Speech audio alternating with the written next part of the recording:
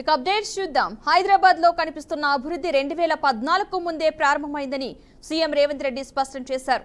2014 నుంచి 2024 వరకు మోదీ కేసీఆర్ కలిసి హైదరాబాద్ కు చేసిందేమీ లేదని ప్రశ్నించారు. జూబ్లీహిల్స్ ఉప ఎన్నిక నేపథ్యంలో ఆయన ప్రత్యేకంగా మీడియాతో మాట్లాడుతూ బీఆర్ఎస్ బీజేపీ నాయకులపై విరుచుకుపడ్డారు. 2004 నుంచి 2014 వరకు కేంద్రంలో కాంగ్రెస్ అధికారంలో ఉందని, ఆ సమయంలోనే హైదరాబాద్ వేగంగా అభివృద్ధి చెందిందని వెల్లడించారు. కానీ కేసీఆర్ హయాంలో ప్రజల కోసం కాకుండా తన కుటుంబం కోసం పనిచేశారని ఆయన విమర్శించారు. కేసీఆర్ సచివాలయంలో ఉన్న దేవాలయం, మసీదు కూల్చిన కిషన్ రెడ్డి ఒక్క మాట మాట్లాడలేదన్నారు. బీఆర్ఎస్ హయాంలో కాళేశ్వరం కట్టారని అయినా ప్రాజెక్టు కూలిపోయిందని మండిపడ్డారు. 2 లక్షల కోట్లతో కాళేశ్వరం కడితే 1,00,000 కోట్లను కల్వకుంట్ల కుటుంబం దోచుకుందని ఆరోపించారు.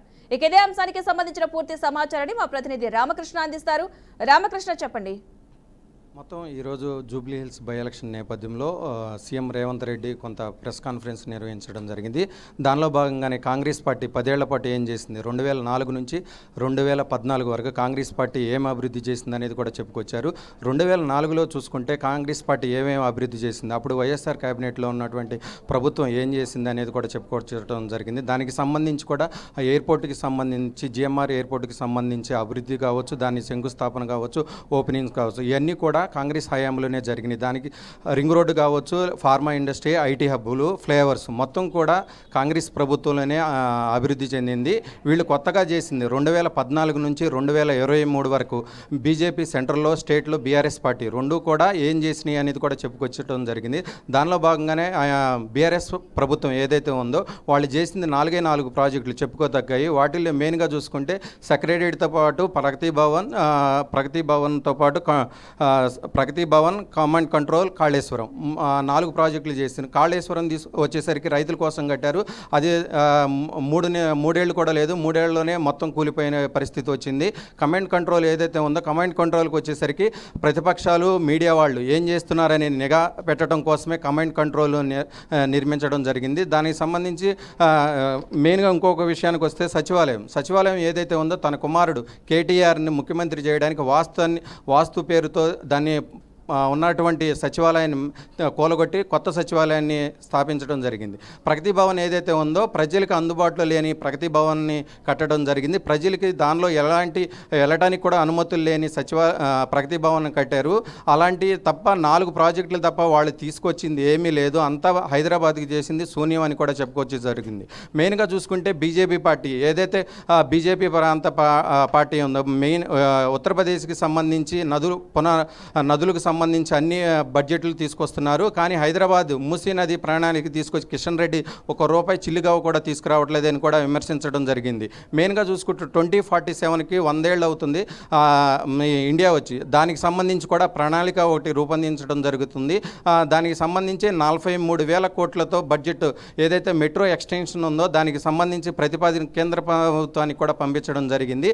ఎలాంటి ఇప్పటివరకు అనుమతులు కూడా రాలేదని కూడా ధ్వజమెత్తడం జరిగింది. మెయిన్గా చూసుకున్నట్లయితే అప్పుడు పీజేఆర్ మరి శశిధర్ రెడ్డి వీళ్ళిద్దరూ కూడా హైదరాబాద్ డెవలప్మెంట్కి, తాగునీటికి కావచ్చు, మిగతా అంశాలను కూడా ఎక్కువ ప్రజల పక్షాన్ని నిలిచేవాళ్ళు. ఇప్పుడు ఉన్నటువంటి ఎవరైతే ఉన్నారో కేటీఆర్, కిషన్ రెడ్డి మొత్తం కూడా ప్రభుత్వానికి సంబంధించిన ఏ అభివృద్ధి పనులు అడ్డంకిగా వీళ్ళిద్దరూ కూడా భ్రష్టు పట్టించే పరిస్థితి వచ్చిందని కూడా ధ్వజమెత్తడం జరిగింది. మెయిన్గా చూసుకున్నట్లయితే 2047 కల్లా ఇవేవైతే 100 ఇయర్స్కి సంబంధించి విజన్ డాక్యుమెంట్ కూడా తయారు చేయడం జరుగుతుందని కూడా చెప్పడం జరిగింది.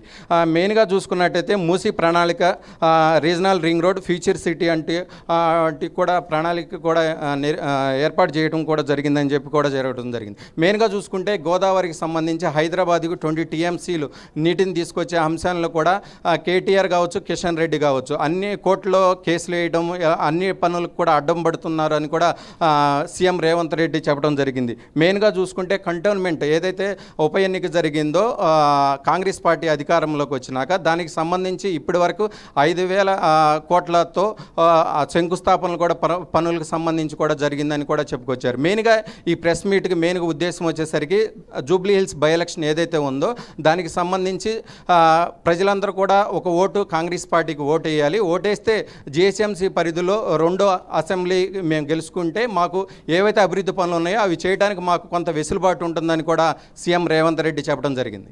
Right, thank you Ramakrishna. భారత మహిళల క్రికెట్ జట్టు ప్రపంచ కప్ గెలవడంలో భాగమైన తెలుగు క్రీడాకారిణి శ్రీచరణి భారత మాజీ కెప్టెన్సీ మిథాలీ రాజ్తో కలిసి సీఎం చంద్రబాబును ఆయన క్యాంపు కార్యాలయంలో మర్యాదపూర్వకంగా కలిశారు. ప్రపంచ కప్ సాధించినందుకు శ్రీచరణిని మంత్రి నారా లోకేష్ను ప్రత్యేకంగా అభినందించారు. ఇక ప్రపంచ వేదికపై భారత మహిళల సత్తాను చాటి చెప్పారని, ఎంతో మంది యువ క్రీడాకారులకు శ్రీచరణి ఆదర్శంగా నిలిచారని చంద్రబాబు ప్రశంసించారు. ప్రపంచ కప్ గెలుచుకున్న ఆనందకరమైన క్షణాలను, టోర్నీలోని అనుభవాలను శ్రీచరణి సీఎం చంద్రబాబు, మంత్రి లోకేష్తో పంచుకున్నారు. ఇక ఇదే అంశానికి సంబంధించి మా ప్రతినిధి కృష్ణ పూర్తి సమాచారాన్ని అందిస్తారు. కృష్ణ, చెప్పండి.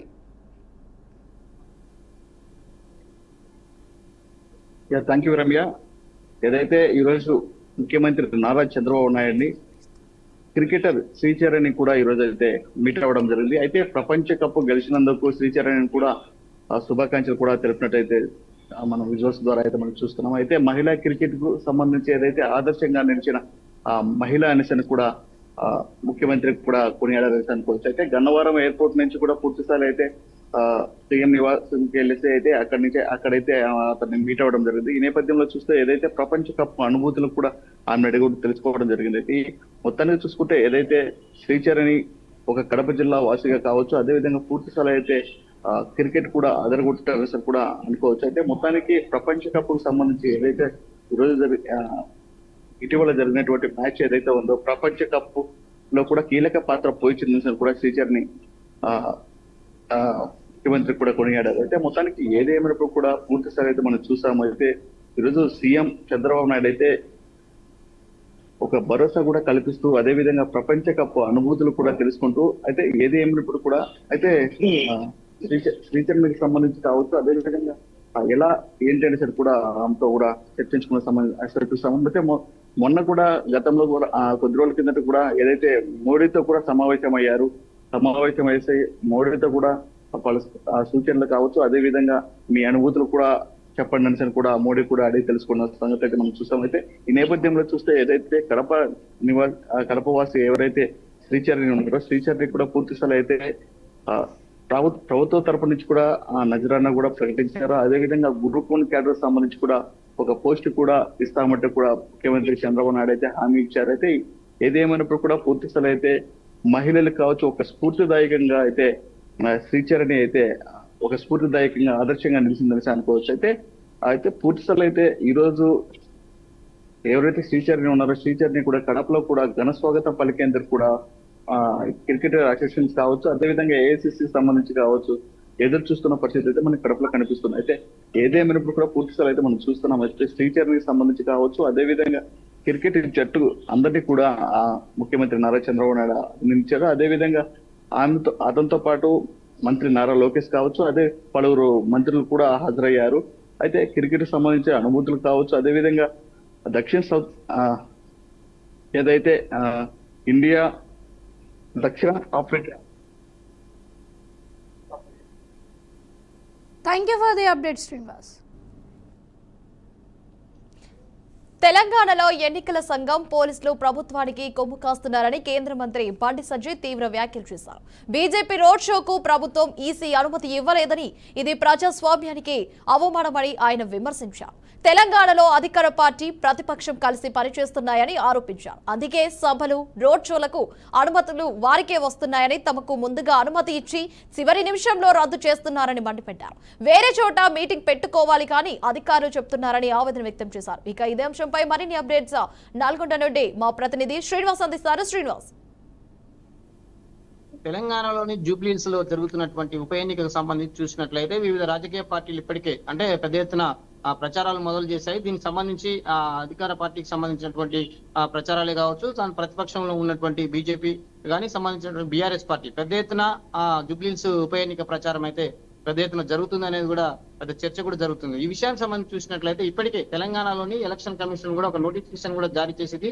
దీనికి సంబంధించిన వివరాలన్నింటినీ కూడా ఎప్పటికప్పుడు ఎలక్షన్ కమిషన్ లో నివేదిక కూడా సమర్పిస్తూ పూర్తి స్థాయిలోనైతే ఎలక్షన్ ప్రశాంత వాతావరణంలో జరపడానికి మాత్రము హైదరాబాద్ జూబ్లీహిల్స్ ఎన్నికలను అయితే జరుపుకుంటున్నటువంటి పరిస్థితి. ఇదే విషయానికి సంబంధించి కేంద్ర మంత్రి సహాయ మంత్రిగా ఉన్నటువంటి బండి సంజయ్ కూడా పర్యటనకు రావడానికి ముందస్తుగానే పర్మిషన్ కొరకు అప్లై చేశారు. దీనికి సంబంధించి ఆ ప్రాంతంలో ఉన్నటువంటి కొన్ని విషయాల వల్ల తిరిగి ఆ ప్లేస్ ని ఎగ్జిట్ చేసుకోవాలంటూ కూడా వారికి సూచనలు కూడా చేసినటువంటి పరిస్థితి ఎలక్షన్ కమిషన్. ఈ విషయాలని దృష్టిలో పెట్టుకొని కేంద్ర మంత్రి బండి సంజయ్ కూడా పెద్ద ఎత్తున ప్రభుత్వంపై ఘాటు విమర్శలు కూడా చేసినటువంటి పరిస్థితి. అధికార పార్టీతో పాటు ప్రతిపక్ష పార్టీగా ఉన్నటువంటి బీఆర్ఎస్ పార్టీ ఇద్దరు కలిసి కొమ్ముగాసి హైదరాబాద్ లో ఉప ఎన్నికలకు సంబంధించిన జరిగే విషయాలలోని అంటే ప్రభుత్వ అధికారులు కూడా వారికి కొమ్ము కాస్తున్నారు అనేది కూడా బండి సంజయ్ పెద్ద ఎత్తున ప్రభుత్వంపై ధ్వజమెత్తినటువంటి పరిస్థితి. ఇలాంటి విషయాలు పునరావృతం కాకుండా చూడాల్సినటువంటి ఎలక్షన్ కమిషన్ ఒంటెద్దు పోకడ విధానాన్ని వ్యతిరేకిస్తున్నట్లు కూడా ఆయన పెద్ద ఎత్తున విమర్శించినటువంటి పరిస్థితి. ఇకపోతే తెలంగాణ వ్యాప్తంగా జరుగుతున్నటువంటి అనేక విషయాలలో కాకపోయినా ఇప్పుడు జరుగుతున్నటువంటి ఉప ఎన్నిక జూబ్లీస్ ఉప ఎన్నికలోని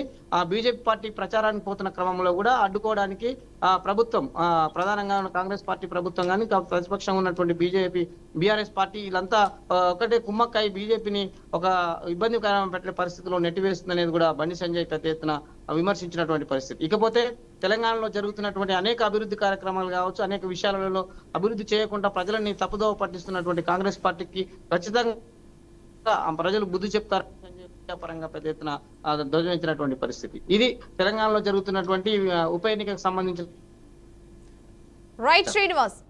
right, thank you Srinivas, thanks for updates. ఇక అప్డేట్స్ చూద్దాం. తెలుగు రాష్ట్రాల్లో పెను ప్రకంపనలు సృష్టించిన వేమూరి కావేరీ ట్రావెల్స్ బస్సు ప్రమాదం కేసులో కీలక పరిణామం చోటు చేసుకుంది. కర్నూలు జిల్లాలో 19 మంది మృతికి కారణమైన ఈ ఘోర ప్రమాదానికి సంబంధించి కావేరీ ట్రావెల్స్ యజమాని వేమూరి వినోద్ కుమార్ ను పోలీసులైతే అరెస్ట్ చేశారు. ఈ కేసులో బస్సు డ్రైవర్ మిర్యాల లక్ష్మయ్యను A1 నిందితుడిగా ఇప్పటికే అరెస్ట్ చేయగా ట్రావెల్స్ యజమాని వినోద్ కుమార్ ను A2 నిందితుడిగా పోలీసులు చేర్చారు. ప్రయాణికుడు రమేష్ ఇచ్చిన ఫిర్యాదు మేరకు కర్నూలు జిల్లాలోని ఉలిందకొండ పోలీసులు కేసు నమోదు చేశారు. ట్రావెల్స్ ఓనర్ వినోద్ కుమార్ ను అరెస్ట్ చేసిన పోలీసులు ఇవాళ స్పెషల్ మొబైల్ కోర్టులో హాజరుపరిచారు. విచారణ అనంతరం కోర్టు వినోద్ కుమార్ కు 14 రోజుల రిమాండ్ విధించింది. ఇక ఇదే అంశానికి సంబంధించిన పూర్తి సమాచారాన్ని మా ప్రతినిధి బసవరాజు అందిస్తారు.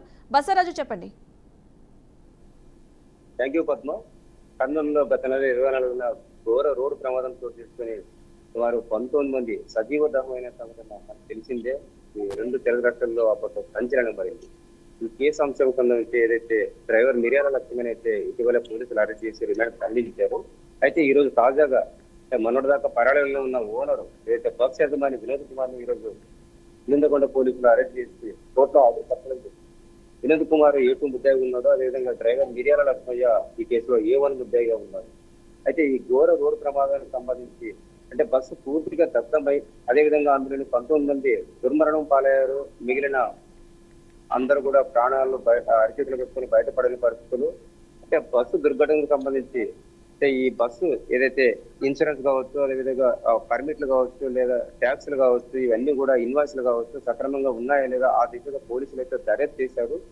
దర్యాప్తు చేసి సరైన సెక్షన్ లో పెట్టి అంటే ఇతను అరెస్ట్ చేసిన నేపథ్యంలో ఏదైతే లక్ష్మీదేవి అని వినోద్ కుమార్ తరఫున లాయరు ఆమె జడ్జిని కూడా రిక్వెస్ట్ చేయడం జరిగింది. అకార్డింగ్ టు సుప్రీంకోర్టు జడ్జిమెంట్ ప్రకారం అంటే తమ ముద్దాయి నిందితుడు ఎవరైతే వినోద్ కుమార్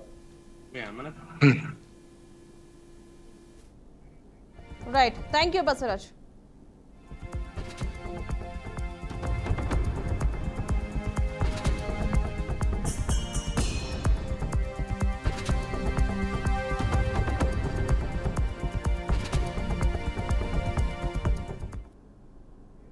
జూబ్లీ హిల్స్ ఉప ఎన్నికల నేపథ్యంలో ఎలక్షన్స్ ఫ్లయింగ్ స్క్వాడ్ పలు చోట్ల సోదాలు నిర్వహించింది. బీఆర్ఎస్ బీజేపీ నేతల ఇళ్లలో సుమారు 4 గంటలుగా సోదాలు నిర్వహించారు. ఇక బీఆర్ఎస్ మాజీ ఎమ్మెల్యే మర్రి జనార్దన్ రెడ్డి ఇంట్లో ఎన్నికల ఫ్లయింగ్ స్క్వాడ్ స్థానిక పోలీసులతో కలిసి ఆకస్మిక తనిఖీలు చేపట్టింది. ఇంట్లో ప్రతి అంగుళం క్షుణ్ణంగా గాలించారు. అదేవిధంగా కూకట్పల్లిలోని బీఎస్పీ కాలనీలో ఉన్న బీఆర్ఎస్ ఎమ్మెల్సీ రవీందర్ రావు ఇంట్లో పోలీసులు సోదాలు చేపట్టారు. దీంతో రవీందర్ రావు ఎన్నికల ఫ్లయింగ్ స్క్వాడ్ పై తీవ్ర ఆగ్రహం వ్యక్తం చేశారు. ఎన్నికల కోడ్ అమల్లో లేని ప్రాంతంలో పోలీసులు దుర్మార్గంగా ఎలా ఇంట్లోకి వస్తారు అని మండిపడ్డారు. అటు జనార్దన్ రెడ్డి కూడా ప్రభుత్వంపై మండిపడ్డారు. ఇక పోలీసులు కాంగ్రెస్ పార్టీ ఏజెంట్ లాగా పనిచేస్తున్నారు అని ఫైర్ అయ్యారు. పోలీసులే తన ఇంట్లోకి డబ్బులు తీసుకొని వచ్చారు అని ఆరోపించారు. ఇక ఇదే సమాచారానికి సంబంధించి పూర్తి సమాచారాన్ని మా ప్రతినిధి వరంగల్ రవీందర్ అందిస్తారు. రవీందర్, చెప్పండి. రమ్య, ఏదైతే జూబ్లీ హిల్స్ ఉప ఎన్నికలను అయితే తారాస్థాయికి చేరే సమయం ఆసన్నమై ఉన్నది. మొత్తానికి కూడా ఏదంటే 9వ తారీఖు ముగియనున్న నేపథ్యంలో ఓటర్స్ని ప్రలోభాలకు లోబర్చే విధంగా అంటే ఏదైతే వివిధ పార్టీలన్నీ కూడా ఓటర్స్ని మమైకం చేసుకోవడానికి కోసం వివిధ రంగాలలో వాళ్ళ ప్లాన్ ఆఫ్ యాక్షన్ లో వాళ్ళు ఉండి ఉంటారు. ఎలక్షన్ కమిషనర్ ఎప్పుడైతే కూడా ఏ ఓటర్స్ ని ప్రలోభాలు ఏ పార్టీ అయినా చేయకుండా నిరోధించేటువంటి అవకాశం వాళ్ళు ఎప్పుడైనా తీసుకుంటారు. అందులో భాగంగానే దాని పోలీస్ వాడు వివిధ డిపార్ట్మెంట్ల నుంచి కూడా వాళ్ళు కొంతమంది అధికారులను సెలెక్ట్ చేసి ఫ్లైయింగ్ స్క్వాడ్ పోలీసులను అటాచ్ చేస్తూ ఒక ఫ్లైయింగ్ స్క్వాడ్ అయితే ఏర్పాట్లు చేస్తారు. మొత్తం మీద జూబ్లీహిల్స్ ఉప ఎన్నికల్లో జరగబోయేటువంటి ఎక్కడ కూడా ఓటర్లకు ప్రలోభాలు పెట్టకుండా, ఇబ్బంది కలగకుండా, అవాంఛనీయ సంఘటనలు జరగకుండా పోలీసు వారితో కలిసి ఫ్లైయింగ్ స్క్వాడ్ కూడా మొత్తం ఎక్కడ అంటే అనుమానం ఉన్న ఇళ్లలో కూడా వాళ్ళు తనిఖీలు చేపట్టే విధంగా వాళ్ళ ప్రయత్నాలు ముమ్మరమే చేస్తారు. ఎక్కడ కూడా, ఎందుకంటే 2 రోజుల ముగియనున్న నేపథ్యంలో అధిక మొత్తంలో డబ్బులు కావచ్చు, మద్యం కావచ్చు, ఇతరత్ర అంటే ఓటర్లని ప్రలోభాలు పెట్టే విధంగా ఎవరు ఏ పార్టీ వాళ్ళు తీసుకున్నప్పటికీ వాళ్ళకు అనుమానం కలిగిన వ్యక్తులపై ఇళ్లపైన కూడా దాడులు చేస్తారు. అట్లాంటివి కూడా మొబైల్ చెకింగ్ కానీ, వెహికల్ చెకింగ్ కానీ, దాదాపు చెక్ పోస్టులు అన్ని కూడా నగరంలో ఆ ప్రాంతానికి సంబంధించినటువంటి ఏరియాలలో చెక్ పోస్టులు కూడా పెట్టడం జరిగింది. అంటే చెక్ పోస్టులలో కొన్ని దొరికినప్పటికీ, చెక్ పోస్టులలో కొంత దొరకనప్పటికీ కూడా అయితే ఎక్కడైతే అనుమానితుల ప్రాంతాలలో ఉన్నటువంటి సమాచారం వాళ్ళు పబ్లిక్ నుంచి సేకరించిన తర్వాత ఇళ్ల మీద యాదృచ్ఛికంగా కూడా వాళ్ళు దాడులు చేసి చూసి చెక్ చేసి ఏమైనా పెద్ద మొత్తంలో అంటే ఎలక్షన్ పడుతున్నటువంటి పీరియడ్లో అక్కడ ఉన్నటువంటి లిమిటేషన్లో ఏ బ్యాంకు నుంచి అయినా కానీ 50,000 కంటే అధికంగా నీ మొదలు డ్రా చేయడానికి లేదు ఎలక్షన్ కమిషన్ ఉత్తర్వుల ప్రకారంగా. అయితే అధిక మొత్తంలో డబ్బులు డ్రా చేయడం కానీ లేదా ఇతర వాళ్ళ దగ్గర నుంచి కూడా తీసుకొని ట్రాన్సాక్షన్ జరగడం అది కానీ అది ఆ సమాచారం బ్యాంకు నుంచి ఎలక్షన్ కమిషనర్కు ప్రతిరోజు డాటా ఇస్తారు. ఆ డాటా ప్రకారంగానే ఎక్కడైతే ఎవరి దగ్గరైతే పెద్ద మొత్తంలో డ్రా చేసినా ఆ ఇంటికి వెళ్ళి ఇది ఏ రకంగా తీశారు, ఈ డబ్బులు మీకు ఏ రకంగా వచ్చినాయి, ఎట్లా వచ్చింది, నిల్వ ఉన్నప్పటికీ కూడా అది ఎలక్షన్ కమిషన్ హ్యాండ్ ఓవర్ చేసుకుంటుంది. తర్వాత పర్టికులర్ అన్ని కూడా వాళ్ళు తీసుకోవడం జరుగుతుంది. అంటే మొత్తంగా కూడా చేసినటువంటి జూబ్లీహిల్స్ ఉప ఎన్నికలలో ఆల్ పార్టీస్ కూడా మొత్తం వాళ్ళు చూసి చెక్ చేసే అవకాశం ఉంటుంది. అయితే ఇందులో భాగంగానే వాళ్ళు చేసినట్లయితే కనుక మరి రవీందర్ రావు కావచ్చు, జనార్దన్ రెడ్డి కావచ్చు, అందులో భాగంగానే వాళ్ళు జరిగి ఉంటుంది. అయితే ఆ ప్రాంతంలో జరిగినటువంటి ఏదైతే లావాదేవీల ట్రాన్సాక్షన్ లో వాళ్ళు ఒక దశలో అంటే బీఆర్ఎస్ పార్టీ మా ఎమ్మెల్సీ రవీందర్ రావు అంటే మాజీ ఎమ్మెల్యే జనార్దన్ రెడ్డి గారు కావచ్చు, అంటే బీజేపీ పార్టీ కంప్లైంట్ చేసినా, కాంగ్రెస్ వాళ్ళు చేసినా, ఎవరు చేసినా, పబ్లిక్ చేసినప్పటికీ కూడా ఏ ఇంటికి వెళ్ళైనా చేసే రైట్స్ ఉన్నాయి. గతంలో బీఆర్ఎస్ పార్టీ అనేక సార్లు ఇప్పుడున్న ముఖ్యమంత్రి రేవంత్ రెడ్డి గారి ఇంటి పైన దాడి చేసి కూడా ఆ ఇంట్లో చెక్ చేయడం జరిగింది. అంటే దొరకవచ్చు, దొరకపోవచ్చు, అది వేరే విషయం. అంటే ప్రతి ఒక్కరి ఇళ్లలో కూడా చేసే రైట్ ఎలక్షన్ కమిషనర్కి ఉంటుంది. ఆ నాయకులను సర్చింగ్ చేసి దొరికినట్లయితే కనుక రికవరీ చేసి దాని డీటెయిల్స్ ఆఫ్టర్ ఎలక్షన్లు అయితే చేయడం ఉంటుంది. అందులో భాగంగానే నగరంలో ఉత్తరంలో ఇప్పుడు మొదలైనట్టు ఒక 2 నెలలు చూస్తున్నాం. మిగతా చోట్లలో కూడా అన్ని చోట్ల సహకరించే వాళ్ళు ఉన్నారు, చూసుకొని వెళ్ళిపోయి ఆదేశం ఉండదు. కానీ ఎలక్షన్ కమిషన్ తప్పుపడడానికి అయితే లేదు. మిగతా పార్టీల మీద ప్రతి ఆరోపణలు అయితే చేయడం సహజం. అది ఏది ఏమైనప్పటికీ కంప్లీట్ గా కూడా జూబ్లీహిల్స్ ఎలక్షన్ ఏ ప్రాంతం అయితే ఉంటుందో ఆ ప్రాంతం అంతా కూడా ఎలక్షన్ కమిషనర్ కంట్రోల్లో ఉంటుంది, పోలీస్ అధికారుల ఉంటుంది, కలెక్టర్ అధికారులు ఉంటుంది. కాబట్టి ఏ ఇంటికి వెళ్ళినా ఎక్కడైనా కానీ ఎలాంటి అవాంఛనీయంగా జరగకుండా ఓటర్స్ ని ముఖ్యంగా ప్రలోభాలు పెట్టకుండా చేసే రైట్ ఎలక్షన్ కమిషన్ ఉన్నది. సరే ఎక్కడ ఏవి ఆరోపణలు ప్రత్యారోపణలు చేసినా కానీ ఎలక్షన్ కమిషన్ తీసుకోబోయే చర్యలకైతే మొత్తం మీద అక్కడ ఉన్నటువంటి ఏ విధంగా అయితే ఆదేశాలతో దాని అధికారులు నడవలసిందే. అది ఆల్రెడీ ఇంప్లిమెంటేషన్ చేసి పాటించాల్సిందే. Ramya, thank you for the update Ravinder. Online betting apps ల ప్రమోషన్లలో పాల్గొంటున్న సెలబ్రిటీలపై బెట్టింగ్ మహమ్మారిపై హైదరాబాద్ సిపి సజ్జనార్ మరోసారి మండిపడ్డారు. ఆన్లైన్ బెట్టింగ్ యాప్ల ప్రమోషన్ల కేసులో భారత మాజీ క్రికెటర్లు సురేష్ రైనా, శిఖర్ ధావన్ కు చెందిన 11.14 కోట్ల రూపాయల విలువైన ఆస్తుల్ని ఈడీ అటాచ్ చేసిన నేపథ్యంలో సజ్జనార్ స్పందించారు. అభిమానాన్ని కూడా సొమ్ము చేసుకునే వీళ్లు ఆదర్శనీయమైన ఆటగాళ్లు ఎలా అవుతారు అంటూ నిలదీశారు. బెట్టింగ్ మహమ్మారికి వ్యసనపరులైన ఎంతో మంది యువకులు తమ జీవితాలను చేజేతులారా నాశనం చేసుకుంటున్నారని, వేలాది మంది ఆత్మహత్యలకు పాల్పడ్డారని ఆవేదన వ్యక్తం చేశారు. సమాజాన్ని ఛిద్రం చేస్తున్న బెట్టింగ్ భూతాన్ని ప్రచారం చేస్తున్న వీరు వీటన్నిటికీ బాధ్యులు కారా అని ప్రశ్నించారు. సమాజ మేలు కోసం యువత ఉన్నత స్థానాలకు చేరుకోవడానికి 4 మంచి మాటలు ఇవ్వండి, అంతేకాని మిమ్మల్ని అభిమానించే వాళ్లకు తప్పుదో పట్టించి వారి ప్రాణాలను తీయకండి అంటూ విజ్ఞప్తి చేశారు. ఇక ఇదే అంశంపై మరిన్ని అప్డేట్స్ మా సీనియర్ సబ్ ఎడిటర్ శ్రీకాంత్ అందిస్తారు. శ్రీకాంత్, చెప్పండి.